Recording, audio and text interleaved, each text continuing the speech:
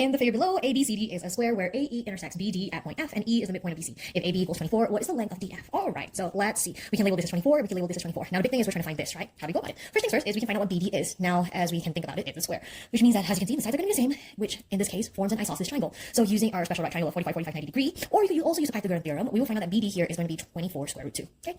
Then here's the next tricky part. From here, we will want to say that triangle DFA, so this triangle here, is similar to triangle BFE, so this triangle here, by our AA. So angle, similarity, postulate, right?